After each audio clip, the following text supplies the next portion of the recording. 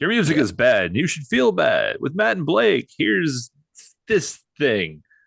We perfect. I talk want to about use that. Jeff today. One of the Yes. Jeffs, Yeah. So Loomis. right. So the big news is Jeff Loomis is free, free as a bird. He left Arch Enemy. Jeff Loomis is a guitar player primarily known for being in Nevermore and then sort of doing some like solo like because there was a point there where like Nevermore was done, but he was like even more, he's got bigger online because of the you post a video like a demo video for a pickup company and gets a million views, whatever. So he just became like a guitar guy for a few years, and like he did this one album with a Doesn't help that literal everybody in YouTuber. Nevermore died, Well, they hadn't yet, but they but had. they were Spoiler gonna. alert! Yeah, they. Well, one guy, Two one guys, guy, two guys. two guys that were in the later uh, incarnation of Nevermore died. The drummer also, or maybe Van bassist. Van Williams is still alive. Must be a Did different guy there. I forgot. There were definitely two guys when I there's? was I reading the think one of the Wikipedia. earlier guys Or died, Wiki, like one yeah. of the earlier second guitar players. But Oh, maybe that's what it is. Look, somebody died I outside of think so. Worrell. Jeff Loomis, guitar player, who was talking about this whole episode, and Van Williams, the drummer, are definitely still alive, and Okay. they're doing something together, Oh which was well. posted even before he left Arch Enemy, and it was like, Well, so that's cool. I think Jim Shepard, the bass player, is still alive. Um, Warrell Dane, unfortunately, singer, is not.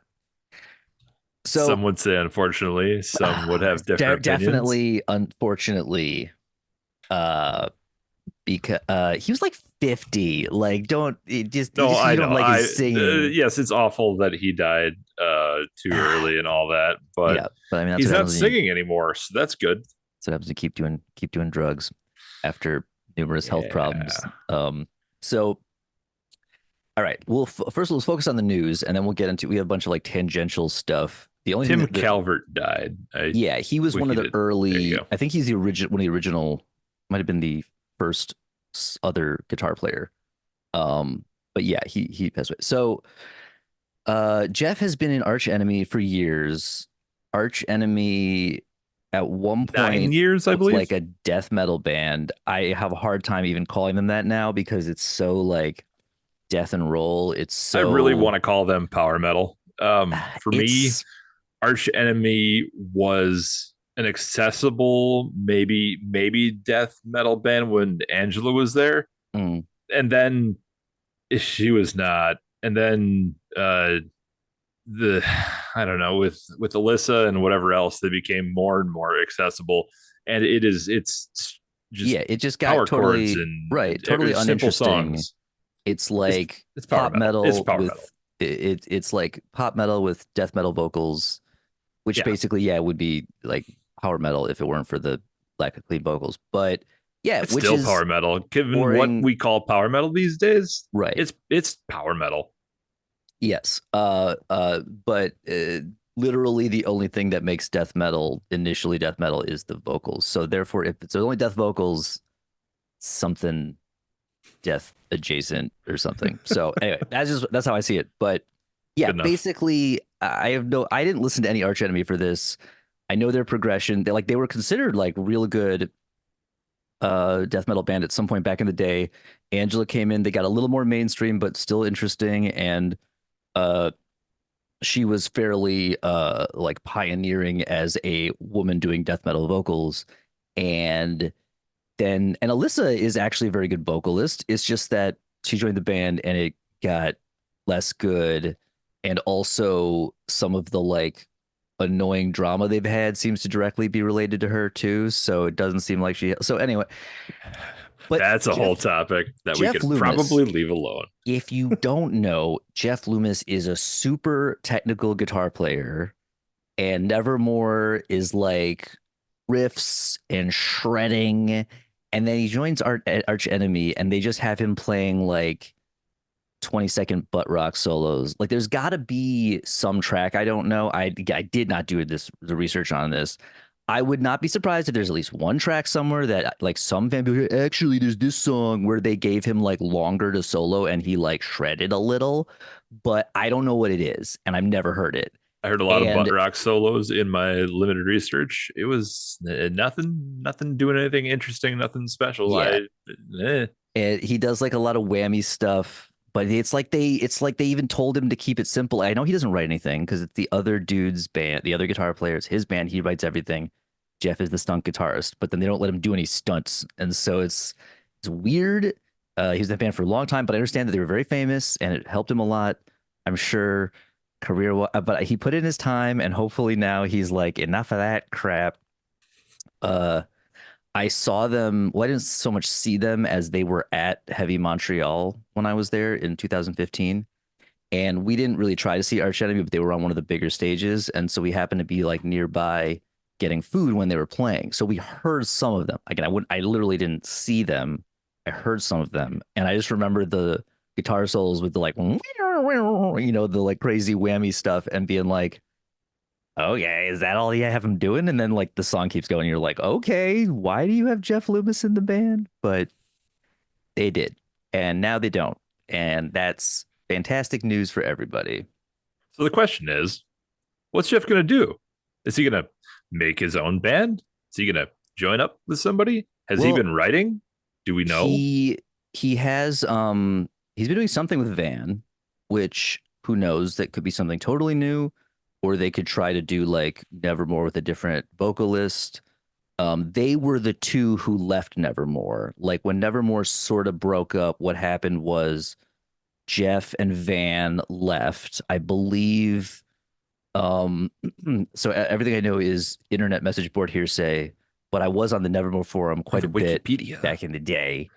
And what I remember happening was Worrell and Jim, I believe, both got sober because they had health issues.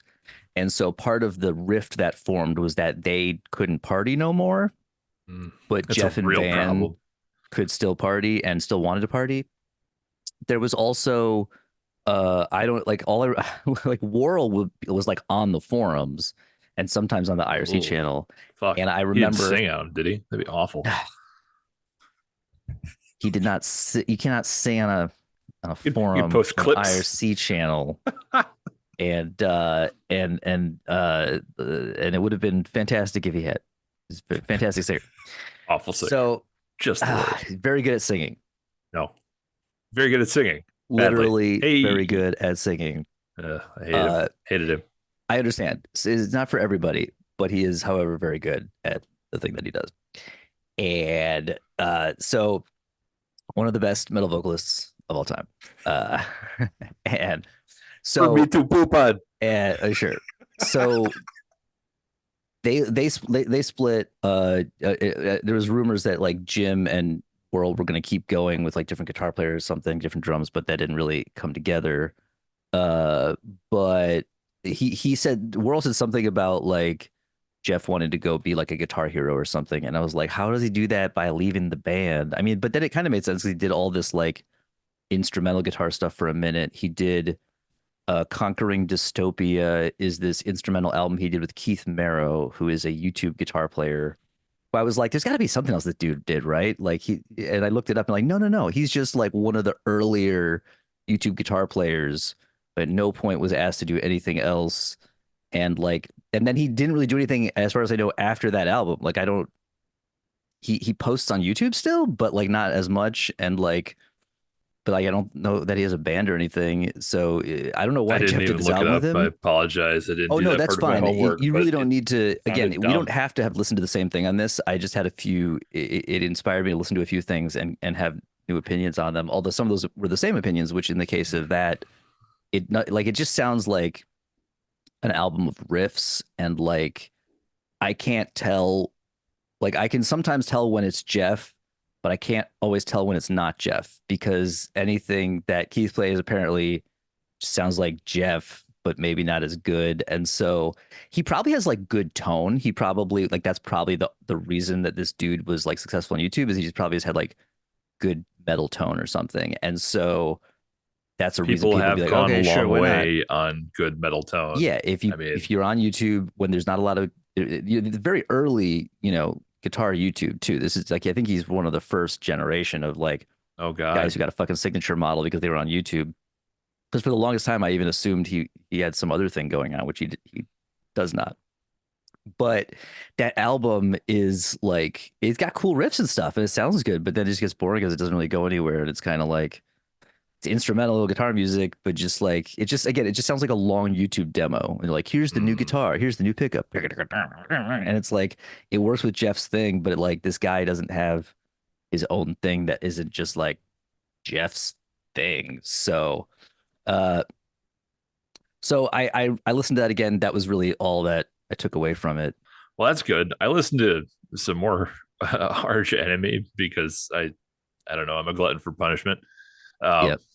and I listened to what was it? Oh God, I forgot all the albums from Nevermore because I Oh yeah. Well, so I remember you didn't like Dreaming Neon Black, and you didn't you liked a little bit of Dead Heart in a Dead World. That was the one you had like heard already.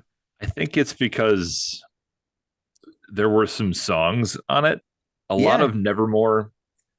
So we don't need to get into like genre discussions again, or we could. Well, I could But tell you exactly what. Yeah. Like. yeah. So here's the thing. I like I like thrash metal. I like speed metal. I like punk music. I like uh, sweaty, stinky dudes in a basement playing really loud and fast and making a lot of noise. When they release albums, they're like 20 to 30 minutes.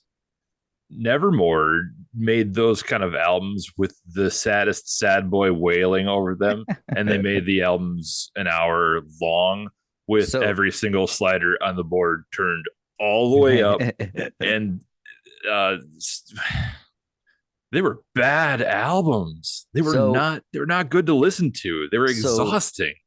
well so that's I don't know Am I what. wrong? Yes, you're definitely wrong, but I can look. I can appreciate. Explain Okay, I'm how I'm gonna try wrong. to give you. I'm gonna give you the benefit of the doubt. I'm gonna give you a little bit of understanding for this.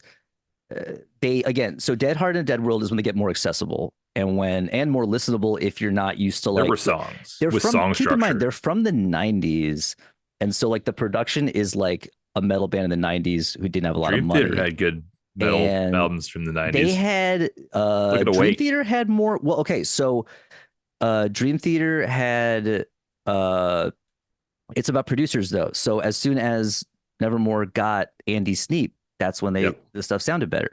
Right. And they did although even then the thing is Dead Heart in a Dead World sounds good in spite of like the shitty sounds of stuff because they didn't use like a real seven string. He had like a six string guitar that somebody had like attached an extra tuner to, and he made like a half ass seven string. And so it has that awful farty 90s seven string tone. But Sure. what Andy Sneap is good at is EQing the fuck out of metal albums to make them sound good.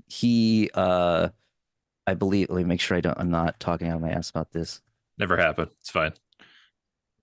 Um, I'm glad somebody EQ'd some of these albums because it felt like the first three or whatever I listened to had no they are mixing. hard. They're very harsh. The early albums are rough in that way.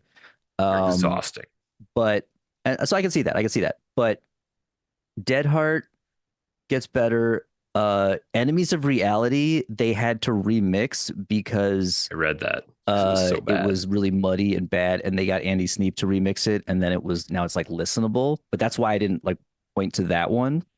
Right. This Godless Endeavor is the album that I think sounds good. Like Yeah, it that's I sounded think good. the one that sounds the best.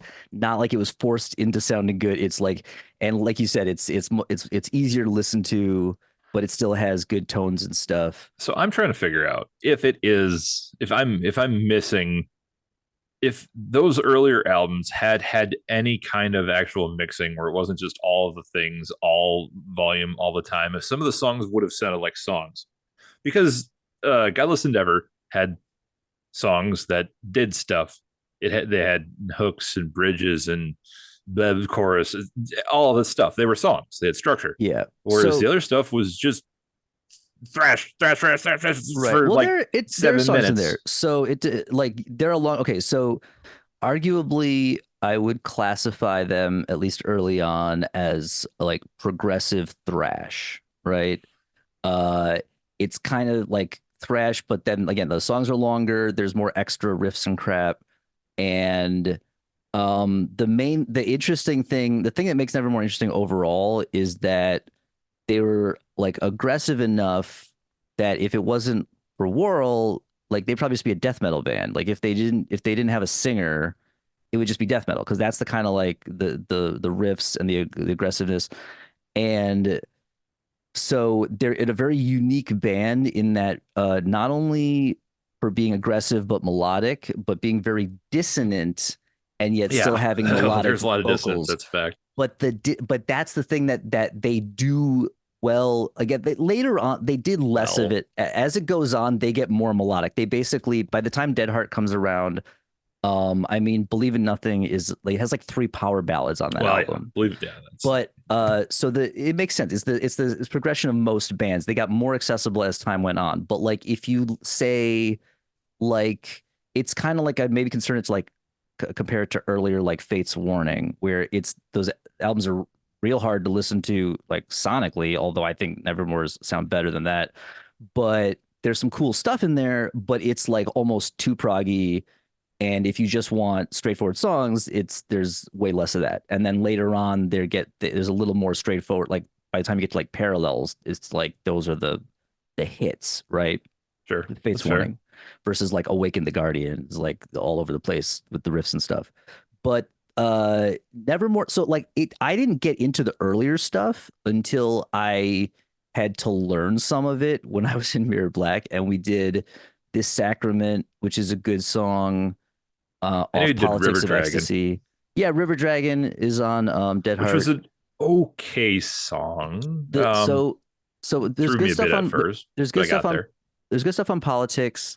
Dreaming Neon Black probably has the best of the like super dissonant, but they made it work because it's not like Worrell has like formal training, but I'm sure he's still not like writing down what notes Jeff's playing, whatever. So he's doing it by ear. So considering he's doing it by ear, he did an extremely good job. And there's a few like I Dreaming Neon Black took a long time to grow on me too because it's so harsh and dissonant. But it's like if you want a really dissonant metal album that works, that's and it still has melodic vocals despite the melodies being basically atonal or like extremely modal. That's the only band basically. That's like them, Spiral Architect, I was just gonna maybe. say Spiral Architect, Again, some of the early which I Arch like much better. Fates Warning. Uh but that's in that same zone. So uh but that's the thing. I like pretty much the whole range of their stuff, and it took me longer to get into the earlier stuff. But Dead Heart, Enemies, and This Godless Endeavor all have really good stuff on them. There's some tracks on all their albums that I'm not as into, whatever. But like the good stuff is good. But yeah, the early stuff, this it's not as like song. It's more prog thrash, like more riffs and whatever. Um, but if you don't I like don't World, know you're gonna that have a bad thrash time. works well with Prague, at least in this format. It's not so I much like Prague.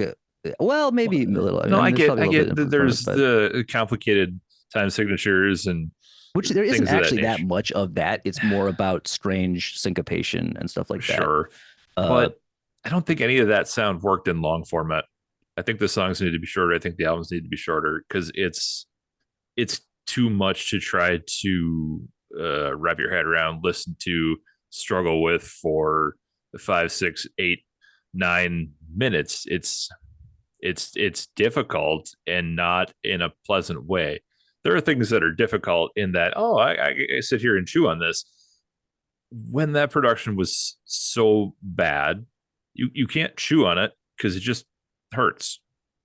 I I understand what you're don't want saying. to chew Yeah, on tinfoil for 10 minutes. I understand. The early albums, yeah, they have that. They're kind of rough sounding, but yeah, I mean, it's fine. Like, I still like. a good handful of stuff off all the early, except for like maybe the self-titled, like their very first album. I haven't listened to it as Didn't much, listen to that. but the last one, I for this particular uh one of the things I decided to listen to just as an excuse with this podcast is I listened to their last album, The Obsidian Conspiracy, which I had never really given more than like a couple spins. And it's because, although honestly, now I wonder if you might like it more. Well, no, probably not. Okay, I'll tell you why. So Because Worrell's on it. they really toned it down on that one. Um, the producer, who's one of the original Soilwork guys, Saw that. told them to like it made Jeff cut the songs down to where they were real straightforward and leave more room for Whirl. The problem is a leave more room for Whirl. You won't like that. But the thing is, even on that album, I don't even like a lot of what Whirl's doing because it's like becoming self-parody. Like the lyrics, like okay, you don't like the sad boy lyrics, fine, but some of them are like really good sad boy lyrics. And then, like you said, you also like don't like the world is it's the world's so fucked up, man. Like that's the theme of a lot of the stuff too. Fair, Like but like 95% of some it. of them, when he nails it, it's really good. Some of it's very cheesy, little cringe. And again, this last album in particular was just like he was just like going back to the well, and it was like, yeah, this is all the same ideas, just like said dumber.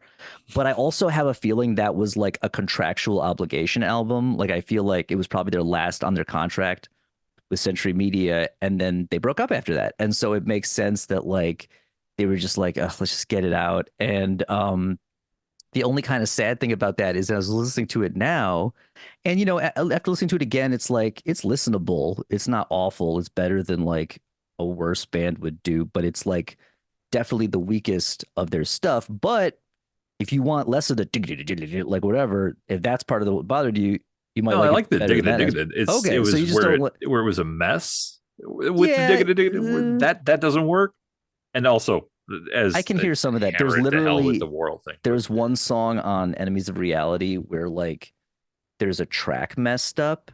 It's like so syncopated, and then one track clearly like slides out of alignment, and like even in the remix or whatever, they couldn't completely fix it. So it's like you can still hear it in there where it just they gets should have off time, and then it abandoned kind of it. like Sorry. snaps back together, and you're like, man, it's just uh but yeah, so they're a great band. So Hey, like did you ever see the, I guess they did a live or a video thing or something like, were they, uh, how were they live? Were yeah, they so I tight? saw them a Were couple they, times. One time I saw them, I believe was when Whirl was like recovering from all his substance stuff, and so he was a little rough. But they were a pretty solid, tight live band, and they had a good string of. So like early on with Tim Calvert, there were two guitar players, but then after that, it was usually just Jeff and like a touring second guitarist. So for a while, they had Chris Broderick. He was really good. Like I don't think he contributed to any of the writing, but he's like technically about as good as you can get, and so he was great on tour. And then this Godless Endeavor, they had, oh my God, why am I blanking on this guy? Oh, Steve Smith with a Y, or Steve Smythe not the maybe. football player? Right. So he actually wrote a lot on that album, and it was a lot more like, oh, maybe this guy can actually stick around with us and be permanent part of the lineup because he actually contributed some of the songs. And then the band was over. And then the band was, well, he wasn't on the last one either though. So he left anyway for other, I don't know what the, Saw the writing on the wall, but maybe. maybe because apparently if they were having interpersonal stuff at that point, and like half the band can't party and is pissed the other half can, Didn't like, was it Worrell that had a wife or a girlfriend or whoever oh disappeared? yeah, so dreaming neon black. I was gonna make some joke about like, oh, so insensitive of you to say that, but no. Dreaming neon black is about he had a girlfriend who was in a cult, and then she disappeared with the cult, and so Dreaming neon black is about that. And it's good, you got to get a good album out of that shit. Oof. And Well, it's better but than Tom's divorce score in yeah, Evergrey, at least. yeah, I mean, All right. what are you So gonna do? we talked about Nevermore and Loomis and all this. And that's cool. A thing I kept kind of bringing up was there's a band Communic. I don't know Oh yeah, exactly how yeah. you're supposed to say their name. I really like this band. I realized there are strong parallels here. You said that Yeah, people they seem to were. refer to them They as definitely Nevermore Light. were. Yeah. Well, I always say light and or diet to be mildly derogatory to a band that I consider to be a little bit of a clone, but Fair, not like they're bad, but like although I from my memory, I haven't listened to them in a while and I didn't listen to them again for this, fair. but my memory was that they were a little less busy, a little less because obviously I like that in Nevermore because I'm a guitar player and I like when the guitar goes Sure, fair. and nobody writes a riff with too many notes like Jeff. Can we argue Um that Nevermore had no groove? no, they have some groove. There's times when they Hmm. groove. Yeah. I They're I very didn't when hear it. they I didn't get anything of but that there's like out of it. syncopation in the groove. It's not necessarily just that's the thing. Like Communic probably is more groovy because it's more straightforward. It's more straight ahead than Nevermore. But then that's why Nevermore is interesting and unique I and suppose. not just a bunch of other metal bands. Also, the different guys singing, which Well, yeah, I'm sure. Yeah. Which again, that guy didn't do as much for me as World. So it's World's I guess it's World's fair. Not fantastic. everybody can like the same things, but boy, I didn't like Nevermore very much. A And lot Communix, good of band, my and they're still around. yeah, So a lot of my favorite singers with maybe well no even the ones who are like recognized like even like Jeff Tate is recognized to be an incredibly good singer but then there's a lot of people who just like no they don't want to hear that kind of well, singing those at people are all wrong, ever. though. That's Okay, but just that's what I would say to you about World, but I yeah, also but understand that's he's a objective versus harder to get subjective, and into. Jeff He's is like the dissonant Jeff Tate basically. Like ooh, Andy wasn't really a dick relative to Jeff Tate. He's even way more of a chill but like guy. I don't for the most part, I don't know how well dissonant vocals But make he good Well, listenable but music. except that there's plenty of not dissonant stuff. There's plenty of melodic stuff, Right. especially as the catalog goes on. But what I'm saying is that for that, they did something that again is very rare, and even the other examples I would name don't do it in the same way. So like they're a very unique band in that way. It's kind of like again, if you just had a harsh vocalist, they would easily be a death metal band. Like nobody would even be like, this is empowered. No, it'd be like totally a death metal band if they just had a guy going like screaming or growling, or whatever. And and some people probably even prefer that, right? Because that ends up in a very weird Me, niche. Yeah, that would have been better. even you. And uh, but they had like, oh, what was my point? Um, you were arguing like if the dissonance is good or not. Well, that's the thing. So that was their early edgier stuff, and then it totally smoothed out. I mean, by the time you get to Godless Endeavor, it's like not there's not much of like you compared I think Dreaming Neon Black has a few songs that are like the peak of the dissonant thing, which I especially say because when I first tried to get into Nevermore, I didn't like it. And I was like, those are some just weird dissonant notes. But I listen to it now and I hear how it works and the tension. And it's like if I want to listen to that kind of thing, that's like the only place to get it.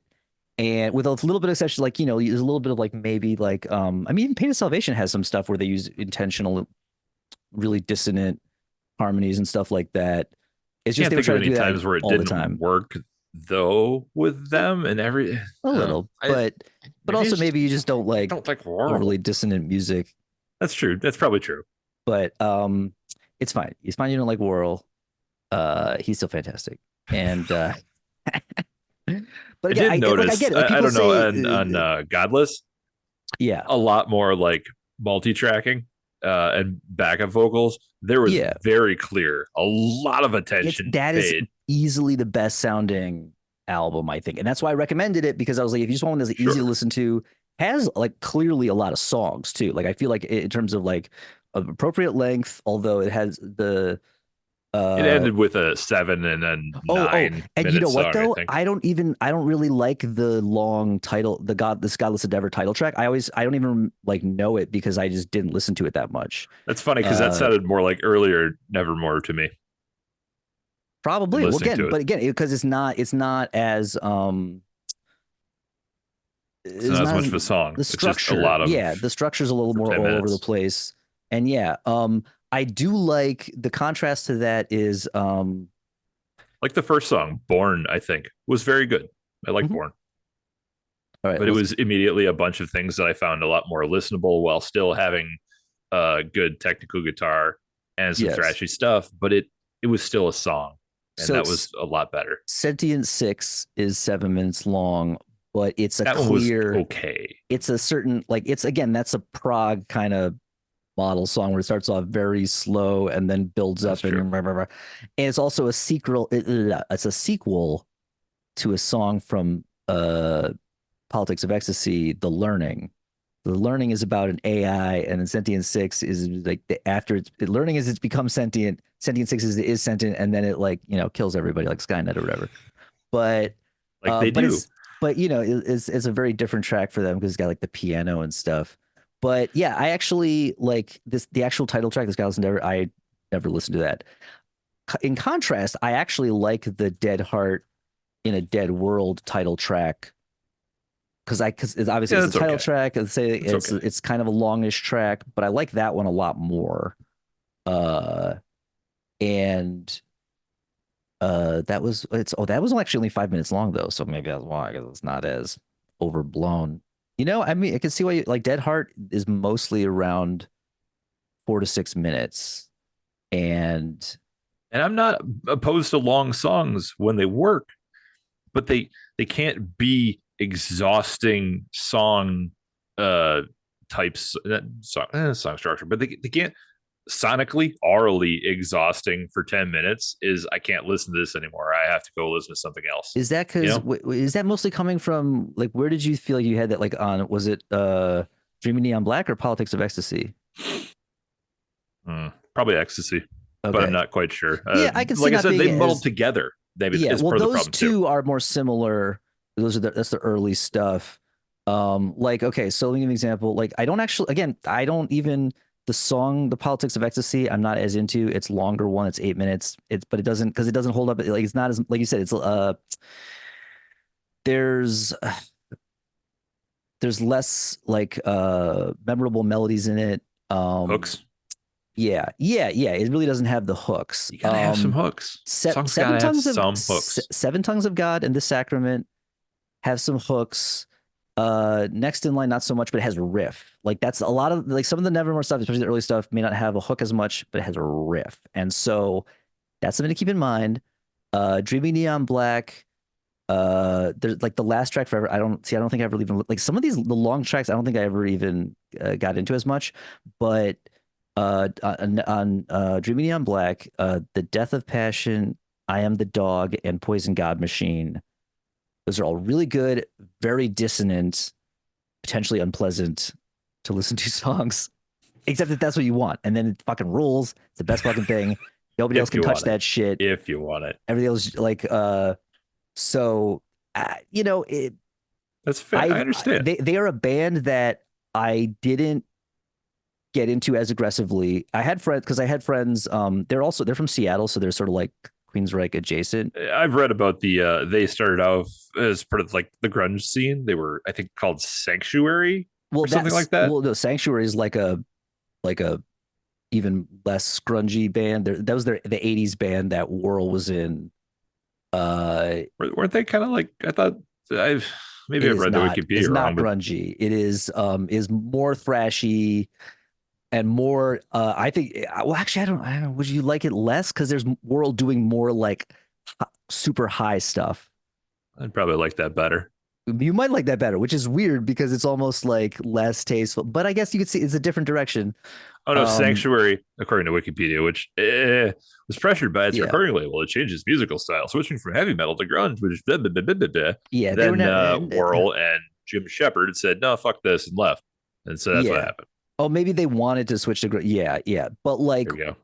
and I think Jeff Loomis actually was in Sanctuary for like 5 minutes at the very end, and then they left to start Nevermore with him, and then they got kind of more aggressive and they already knew they weren't going to be like a main because Sanctuary, I think like almost was Those bands came Nope, in too ignore late in that. the I was trying 80s. checking on my phone to see if I had any Sanctuary, which I think I do, and I shouldn't have listened to. There's some decent stuff. Well, if you do listen to them, we can talk about them. There's some decent stuff. I don't like it as much as Nevermore. There's a few really good tracks. Whirl also reunited with them I have for a minute. surprisingly the Mirror Black. That's it. That's That the one so thing. The one song. That's right, probably why. yeah, because it was named after Right. this song off of their second album, Into the Mirror Black.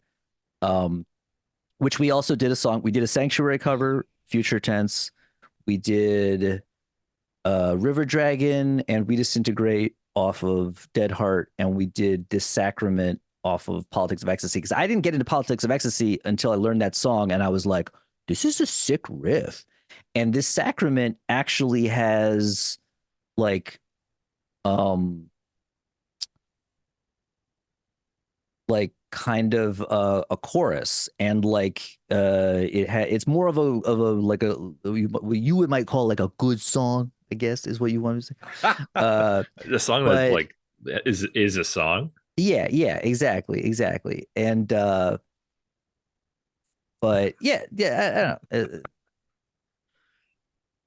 That's right. I want a little elements of butt rock sprinkled in on top There's of more. The the later you thrash go, prog. the more that it's like the more butt rock shows up, the more like Jeff's true butt rock like origins start to show, which I actually love because you get all these like 7 string power ballads and shit.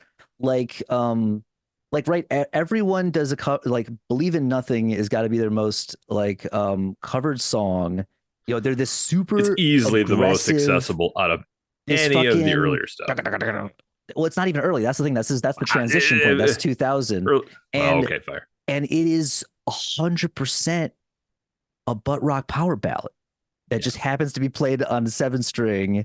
It's like one because I didn't realize this until I learned the guitar parts, and then I'm like I learned the like clean part, the acoustic part, and I'm like, wait a minute, this is a fucking butt rock power. How did I?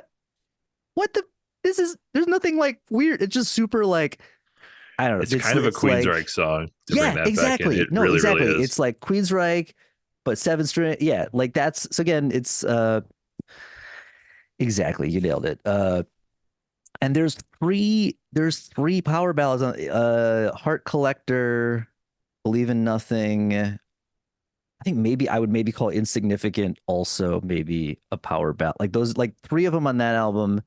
And then as you go on, like there at least one per album. There's at least one who decides is that no Tomorrow Turned Into Yesterday. That's the Enemies of Reality power ballad. And then This Godless Endeavor, I think, is Sell My Heart for Stones is maybe the fucking, but there's like That one on sounds every album. right. There's just like a fucking straight up fucking power ballad, which again, I enjoy a power ballad. And so therefore, certain people I know who are big fans of the band, those are the songs they hate. And Of then there are course, other fans of the obviously. band who like that's their favorite, the again, Believe in Nothing is like a lot of people's favorite song, which is a great song, but it's also like obvious one, like the hit Yes, practically. right. So I don't know, it's crazy. But yeah, I think there's a lot more the Godless Endeavor, like I feel like you can kind of actually listen to the first like really, I don't think that the end it kind of maybe drags a little, but like it's a pretty solid like front I two might thirds give of the that one album on that another one. listen just because, and or the stuff after it that I didn't get to Mhm. at all because And I had it homework. there's good songs on Enemies of Reality. There's a few that I don't get into as much, but there's a few that I really like. I mean, again, I don't know. It's like they're not like one of those bands from like every song on every album is the fucking best. It's just that when they did stuff good, it was stuff that you didn't really hear anywhere else. Or like the other, I'll give you another example of like a sort of a band in the similar style, but that absolutely doesn't touch a lot of the stuff they did, which is the good albums from Mercenary. Mercenary, Hmm. Danish, uh, I uh, don't think I've listened to similar Mercenary at band all. where like if it wasn't, it's kind of melodic. They actually have death metal vocals, but they also have a lot of melodic vocals, and they do a lot of like like layering them because they had. I only listened to 2 albums from them. uh, and those are 11 Dreams and The Hours That Remain. And those both have the same lead singer, and the bass player, who was one of the main guys in the band, also did like a lot of vocals too. And so they would layer them, sometimes melodic, sometimes aggressive, sometimes one of each, sometimes like both kind of doing death, but one would be like a higher register, one a lower register. That's the thing that makes that band possibly the most unique, but they're a lot more straightforward in the material, but it's similar in that it's the same kind of like low tuning. I don't know if they use seven strings, but it's the same. It's like, I think, tuned to B or something. Are they still And around, or was this just they a short-lived are, thing? but none of the guys on from the good stuff are in it anymore. They like a Fair. totally different lineup of no original members, or at least none I know of. And then the unfortunate thing is that the guys from the good era were going to start a new band during the pandemic, and it was going to be called Fire Soul, which is one of the tracks off of 11 Dreams. And you're like, oh, you're naming it off a good song from a good album. It's going to be good. And then they started posting stuff on Facebook. Like, it was taking forever. And I was like, oh, come on, man. I want this band. It's going to be great. And then they started posting stuff like, never believe the science. And I was like, the fuck? God damn Oh, it. Yeah, they went fucking chuddy and like, don't take vaccines and stuff. Like, God damn it. Like, so that band's fucking worthless now. yeah. Well, never mind. I was gonna look them up, but now I won't. But That's those two Mercenary albums, uh, 11 Dreams, The Hours That Remain. I can send you those titles if you want, but those are fucking great. And they oh, you're right. are, You said there's different guys in the original. Yeah, so yeah, that might yeah. be. I might have to check that out. It sounds interesting, Those at two least. albums, and those are from like the period. Like that was like when they were like, because again, they played Prog Power. Uh, and 11 Dreams is partially about 9/11, but not like, but again, but it does somehow doesn't, like, there's nothing on it that makes you go like, oh God. Like, no, that's the weird thing about it. It's more, it just seems like they were like, it was a historic event that like nothing, like maybe it's because they're Danish and so that doesn't translate, but like there's no like line about jet fuel melting steel beams. There's nothing like that. It doesn't seem conspiratorial. It might be, but if it is, then like they wrote it ambiguously enough that I don't Oh notice it. God. But maybe that was the whole time. But like, it doesn't seem like it. It Uh, just seems like it's like this is bad and like, but also it almost seemed like there was, I don't know. It's ambiguous enough. It doesn't matter. It's melodic but heavy, and it's cool. And you might even like it better because it's definitely not oral. But could couldn't hurt. but yeah. So that was I. Oh, good conspiracy theories. That's my favorite. Oh But like I God. didn't even think of it as conspiracy theory related. It just sounded like it was about how 9/11 was bad, like the songs that reference it. Uh, Fair. or again, too ambiguous for me to tell what their point is. Like there's a song called let me see if I'm remembering it right. Is it like sometimes when you can't tell if Queensryche wants to lick boots or smash the patriarchy? Right. Exactly. It's just ambiguous enough where you're like, I Wait a think, minute. you You're know, so angry, uh, but who are you angry at? right. Just So there's everyone? obviously the song 11 Dreams, and then there's a song called World Hate Center.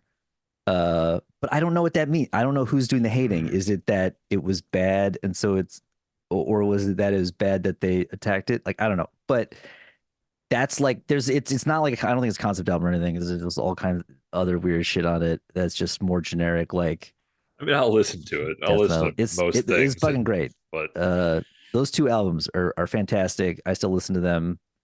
Yeah, even in the Wikipedia, they're compared to like Nevermore, In Flames, Soilwork, Sentenced. See, those are all death metal bands, I well, In think. Flames used to be. Well, yeah, exactly.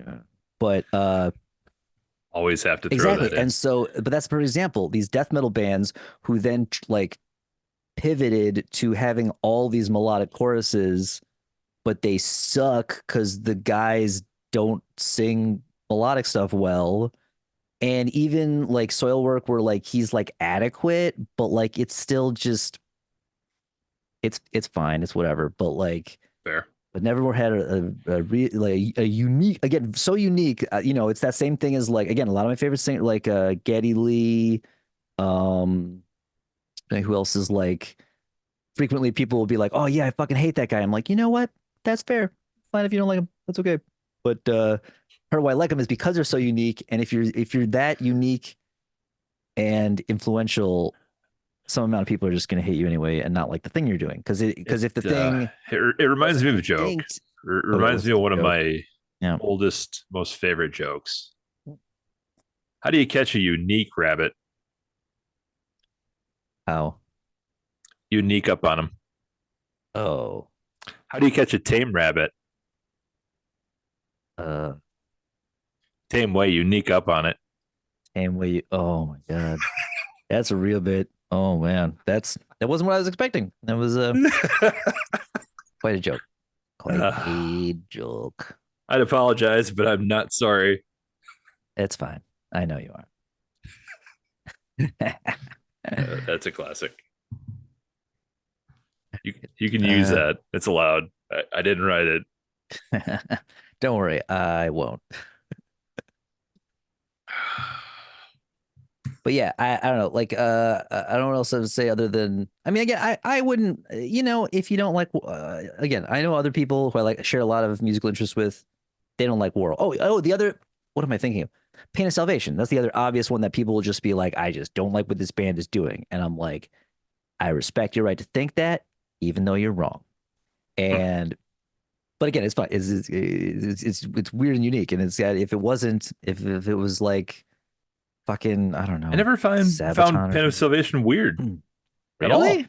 Ever. Oh, they're pretty fucking weird. They're pretty fucking I mean, unique I've listened band. to a good amount of crazy prog shit too, but like I like Spiral Architect unreservedly. Found them listenable. I, World's something about it is just so grating. It might have been the combination of all the sad boy world hates me bullshit Maybe. along with Hmm. the dissonant vocals that it just turns it into, and then on top of the exhausting songs that Yeah. it's just a bad package for I me. That wouldn't, might be all the yeah, things. I definitely don't think Dreaming, Neon Black, or Politics of Ecstasy probably were what you'd want to be. If you like you said, Dead Heart, Godless Endeavor, and I would give if you suddenly liked those enough that you wanted to listen to more of the stuff that you liked from those, then Enemies of Reality. Pretty much those three albums are what I would recommend someone with your inclinations. But again, if you don't like World, then fuck it, don't listen Proclivities. to it. It's fine. It's like I sometimes you probably just don't won't. like a singer, even if you know. So that's fine, whatever. But he is a legend in his own time. And uh What are you gonna do? but Oh don't my god.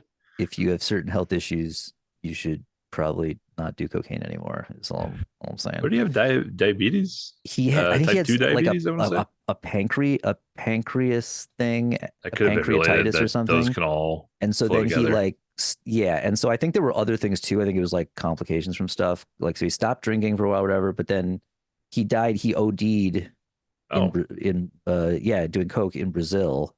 He oh, was living in Brazil. He had a Brazilian band for his solo stuff, and I think some of the guy like after doing the Sanctuary stuff, I think he was maybe doing another solo album. He has two solo albums, which are all, oh yeah, you wouldn't want to, but they're if his solo albums are for if you like him and you don't like the Jeff Loomis super notey riffy kind of thing because it's just a little it's like it is also like Diet Nevermore. It's like sure. lighter on that aspect but still with Worrell, and the lyrics are still going to be I'm sad not gonna listen to that at all. suit like the government is bad and stuff, but like he's in that it's almost like conspiracy theory, but like only up until like where it is probably correct. Like there's a song about his friend getting locked up for like weed possession or something, and how that is Well, kind that's of the bullshit. whole. And Yeah, so generally it's not like really conspiracy. there's a It's lot just the of government was like fucked. they say stuff like some of it's I don't know I don't know I understand some criticisms of him that I think it's like it's actually a feature, not a bug. It's just like, yeah, that's what you get. And sometimes it works, sometimes it works great, sometimes it don't work so good. It is what it is. That's fair. And uh Yeah, I mean, shit, I'm Good enough. surprised. I'm Good surprised I'm enough. listening to Nevermore right now. Wow, it's almost I certainly love not going to Nevermore. happen. It's good. They're a band I like more. I have only continued to like them more and more over time. And like so like so it was one of those rare bands that I surprised didn't like warm up to as quickly as much as I ended up liking them. Like I think I listened to Dead Heart a bunch when it came out, but I was still like, yeah, they're decent, hit or miss, whatever. And then like at some point when I had to learn those songs, I was going to say, I suspect this has got a lot to do with you learning and playing them. I think well, maybe more that's of what the kind of like musicians thing. acclimated me to them. But then I appreciate the music uh for what it is, for again, for kind of a unique thing. I didn't even realize kind of how unique it was at the time and how little there is that is in that name. It's the same thing with like Queensryche. There's like not a lot of there's bands that kind of came after Queensryche that kind of tried to do a Queensryche-ish thing, but like there's not a lot of Queensryche like bands. There's a few that you could be like, okay, well, Crimson Glory, obviously, and so there's a few adjacent ones, but they're not quite the same thing. And then it's like what influence did carry on also got like swallowed up by say like Dream Theater or something. And so I don't know, like Fair enough. Fair enough. Did we ever hear anything about why he left Arch Enemy? Because they're still rolling. They've right away with new guitarists, etc., I etc. we could speculate wildly. Yeah, I and didn't know if we had they any had a replacement rumors ready to or go, which I think it was the same kind of, it might have been like like it Kiko. almost seemed like Kiko, yeah, where he was like, here, use this guy. And they were like, oh, yeah, great. And that dude, I wasn't familiar with him. He's played in a bunch of bands, but it's that kind of thing. He's like a guy who's been hired in a lot of bands that needed to replace their guitar Well, if you're player. replacing a stunt guitarist, it's not really the big, I especially a stunt guitarist that doesn't get to do stunts.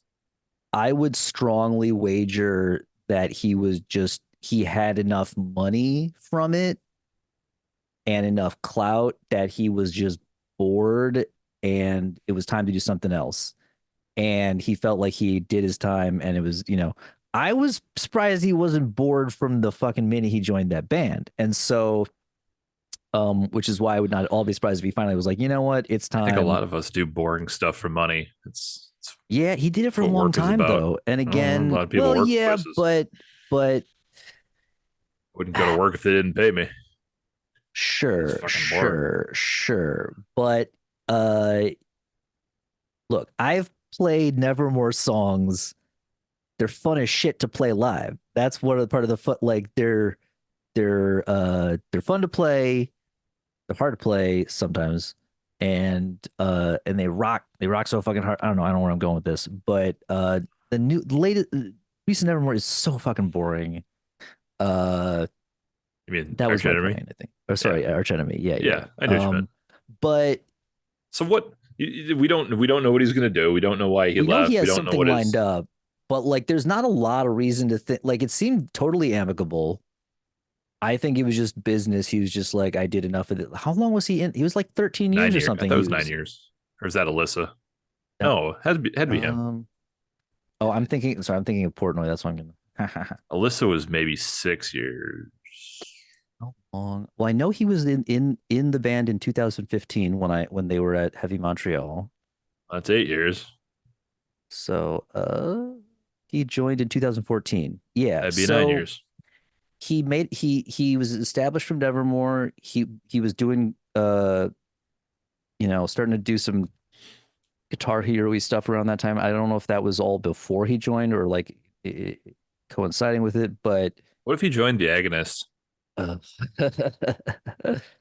uh, Well, because Alyssa left and did boring stuff, that's and true. That's true. maybe he could leave the boring band and go to the Agonists and make them more relevant because they used to be pretty good. They Yeah. tailed off, and Arch Enemy used to be pretty good.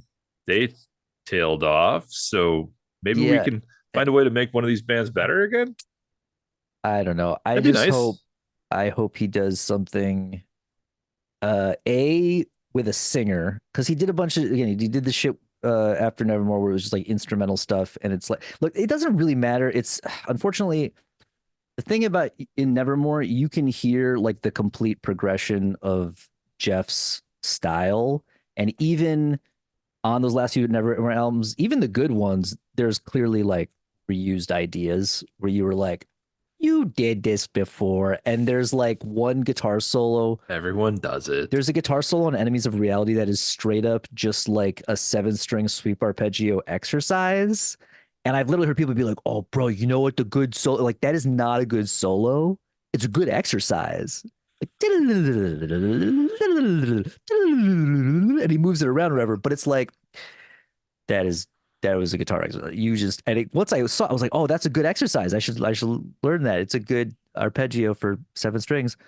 But again, I think they're an amazing band, but I still have criticisms and there's still like weaker tracks and stuff. But he did all this stuff. Like he's a great guitar player, and uh, but I don't. It's the same kind of thing with Portnoy and Dream Theater. I'm not holding my breath to hear something new from him that I'm gonna like crap my pants over. I would love to hear something good and interesting, and I would probably listen to it because like both the last Nevermore and Conquering Dystopia, when I was listening to them recently, I was like, this is very listenable, even though it was, uh lackluster Nevermore album compared to any of the previous ones, and definitely less sort of fresh ideas. But hey, if you want a more smoothed out, accessible. Like the thing that bugged me listening to it again is I realized that in the grand scheme of things, in the band trajectories, if they hadn't broken up, they were probably right about to hit their like keep cranking it out and actually get paid phase. Like their blow up, and a lot more people have heard of them, but their favorite album is The Obsidian Conspiracy. And I'm like, are you fucking kidding me? And they've never even heard of Dreaming Neon Black. And they know Dead Hard It because is Dead kind Hard of is, the arc, though. but I that is mean, the arc. But the thing was, this was the first time I've ever thought this about band and been like, you know what? I kind of wish that had happened because could have seen him more times. Maybe World wouldn't fucking OD because he wouldn't have been in Brazil going like, man, fuck those guys and let's do some rails. Fucking, fucking I don't know. world. Probably just doing rails and complaining about his old band, which I mean, That sounds like it's pretty on brand. I can understandable. I mean, uh, so the Guys at karaoke hated me. I'm a uh good I, singer. I hope he does something cool. And if they did a Nevermore thing with some new singer, I'd probably check it out. Why not? But Fair enough. it's also probably wouldn't. It's definitely in that zone, like Rushed with no Neil, where a lot of people would be like, why would you even try to? He's such a distinct singer. But just for love of the material, I would go see them and check it out. But even if he and Van's a really great drummer too. I should also mention, like that's the thing. They are a really good. They were a really good band and really technically solid. And I only saw him twice, but it was really good. Other than the one time World didn't sound as good, but then the next time I saw them, he sounded better. It was that thing where you like, get healthy. It was that thing too where I think like, he stopped doing drugs and well, he also had the pancreas thing, but like he clearly gained some weight and then he lost it and then he started to sound a little better again. I don't know. It's all Hey, you that know who's a shit. really good singer? I think still needs full time work and can wail a little bit in sort of the wailing tone, but I don't think I've ever heard him do anything dissonant. I think Howard Jones still needs work. Hmm, that's possible. You know what I mean? He's got kind of that wailing tone. Yeah. Well, How, and how would you feel about a Howard Jones being employed in? Because he's certainly done yeah, some of the thrash stuff, a sure. lot of that. I I'd don't know check it who out. would play bass with this, but this is I'm just putting together people that are not currently employed but could sound. I would listen. I'll listen to anything with Howard. Howard's fucking fantastic. Right. I would listen to that in a heartbeat. Yeah. I mean, He I just did would, more like guest shit with some bullshit rock, radio rock band. So I know he needs work. yeah, I would definitely check it out. I mean, I think that could be cool. Like, I don't. Well, honestly, like I'm not the biggest like even if they did Nevermore with a different singer, I would still check it out. I have mixed feelings. On the one hand, it's that thing like, no, call it something else. Don't call it Nevermore because it's not the same. But then on the other hand, if they call it Nevermore, then they'll go out and play Nevermore songs. And so then I would go see them because I know that they're going to play stuff I like, even if it's like it feels like a Nevermore tribute band or something, like when you see I Queen have take in my now. head right now Howard Jones singing "Believe in Nothing." It sounds fantastic. I can What see I'm it. I can see picturing. it working. I want that Um, to happen. yeah, This is me trying to uh, shit. I lost the word. I want. manifest Gonna it. yes manifest. Thank you. Yeah. Words are hard. I'm gonna manifest Howard Jones singing "Believe in Nothing" with Jeff and whoever else. And that will be good for everybody. We should do this. Yeah. Howard, come on, everybody, tell Howard I saw needs work. somebody online suggest Dino Jeselnik, who is the guy who Yeah, I sang saw on a bunch of stuff of his. The Oh, Michael Romeo solo albums. He's really good because he basically, singing in the style of Russ Allen, but in a way Russ Allen no longer will do. And similar to that, somebody suggested him, although he just joined sorry, it's not Sons of Apollo, it's the two guys from Sons of Apollo since sorry, okay, Sons of Apollo, the one with uh Mike Portnoy, Derek Sherinian, and oh, Bumblefoot. And now that and Jeff Scott Soto, but now that Portnoy is back in Dream Theater, Bumblefoot Winery and Dogs. no, No. that's the other one. Oh fuck. The other the Winery Dogs A is lot. Billy Sheehan and Richie Kotzen. Oh, I And it's don't. even less metal Too than many things. that one. But Sons of Apollo was also disappointing. They were all not amazing. But it was funny because Derek Shrinian and Bumblefoot started a new band without Mike, but they also ditched Jeff Scott Soto in the process. Like, yeah, fuck that. So I That's thought for that the was funny. best. But they got Dino Jeselnik, this guy who's very good on the Michael Romeo albums, and I would almost rather hear him sing Symphony X right now, his early stuff anyway. So that kind of situation. But Understood. yeah, I think it'd be great. I'll try to make it. I'm gonna make it seem like we speculated way more about who should sing for Nevermore, so that people will be Well, yeah. mad I and mean, click we on can it. continue to do so. I can I don't I know. can I give don't you all really kinds of have any singers that would other. be I better than mean, Laurel because it's literally all of them. except you can't. You Ooh, can't. And also, first of all, no, but they have to be good enough to be able to sing his parts, and then yeah. somehow also be better than him. Yeah. See there. Yeah. Nice try. See, No, I think that's still is almost not. all of them. Oh no, is that? Or do you think his stuff's easy to sing? I didn't say that. I No, said there are better ways to sing it, no, there aren't. You literally cannot. much better, You like in literally tune. no, except that it is in tune. It's just the tuning is Is a dissonant bad. modality, and you think it's bad, but it is actually correct for the notes that are being played by Okay, everybody else maybe in the he was in band. tune. Maybe it's whatever. His tone is Dissonant. It's not bad. out of tune. It's dissonant. Like that's the thing. Angry Metal Guy said the same thing. He's also wrong. So just so you know. I don't really like to agree with the old Yeah, AMG very exactly. much, but I'm That's gonna why I'm gonna let you know that you're it's a very AMG take. that So it's kind of underhanded. yeah, I felt that one yeah, you down walked below right the into it. belt, Yeah. but bastard. Uh, Especially when we hit the takes like, and then AMG comes out with a stupid take a week or a month later. It's like, cool, good job Yeah. at being Yeah. slow. I don't know. I always gotta also check. I always forget like most of the stuff on the site he doesn't write. So I have to always check who actually wrote it and be like, oh yeah, Oh that's yeah, I don't want to go it could have been blaming eldritch elitist Phil or for that when it's like he didn't write it. But he did whatever. defend fellowship, so still musically canceled. Whatever.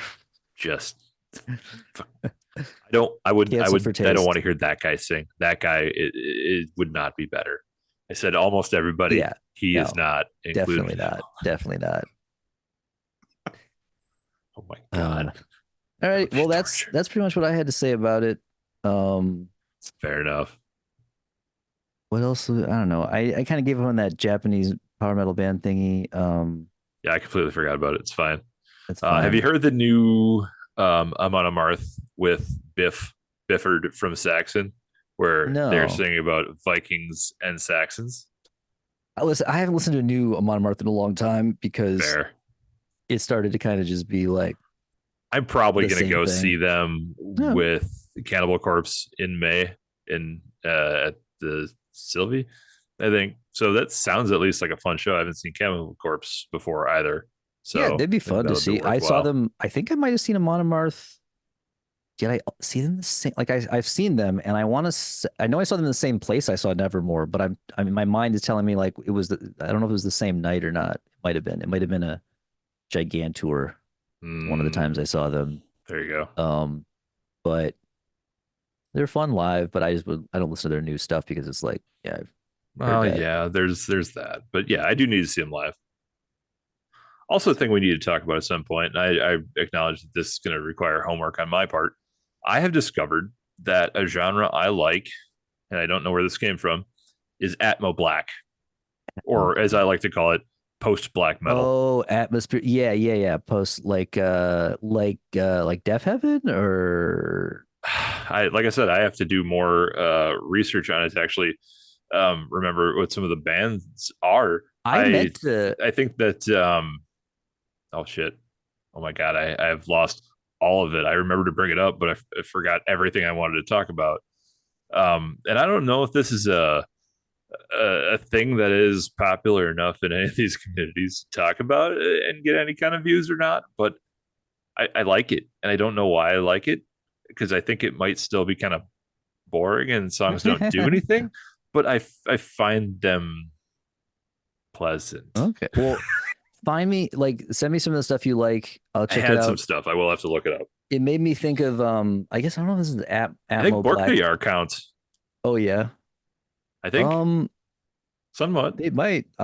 The band I was thinking of Death Heaven is there it's not so much Atmo as it's like black gaze. Hmm. It's like the black metal Interesting. meets shoegaze. Yeah, that And was at pretty one point easy. I've been meaning to listen to their most popular album just to 'cause I never really gave them a full listen or whatever because it's not something I'm interested in, but it's interesting. I'd like to at some point because it's one of these things where, uh, all the black metal dorks who believe that it needs to be true and unadulterated and bad sounding, Yeah, that's I hate think it. why I like it because it's not Not that bad sound. because Yeah, it's, yeah. it's got And really and good but production. and in their case, they got accused of being like hipster metal. But that makes sense if you're mixing like shoegaze Right. with it. And so I don't even know. So I don't have like a strong like or dislike on it. It's more interesting because it's both. Oh, the same reason that the metal nerds hate it is the reason it's popular, which is it was actually kind of a novel combination that also just made sense. It was kind of just like there, like, oh, why didn't you combine these two things where they both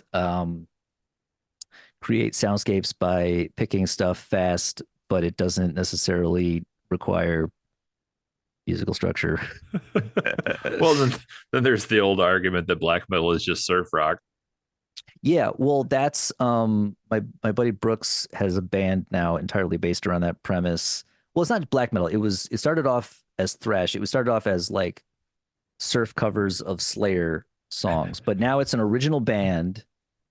It's basically surf metal, and there's That gets awfully close to pirate metal if you're not careful. yeah, but it'll be obvious it's surf more than that.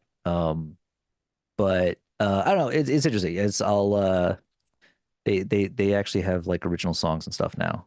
All right. Um, I'm gonna do some more digging on that, and maybe we'll talk about it at some point. Sweet. I don't. Anyway, all Exactly. right, good All enough. right. Good stuff. Like and Rock and subscribe. roll. You Let got us her. know in the comments. All that stuff. All Let right. us know whether you or not you'd like Warhol and Yes. why you have brain damage if you do. Or if you don't, why your ears are broke. Well, you don't have to explain that. I'll tell you why your ears are broke. You just tell me what weird mistaken ideas you have about what he's supposedly doing wrong, which is actually so Wait, can so we do a right. poll? Can you do YouTube video polls?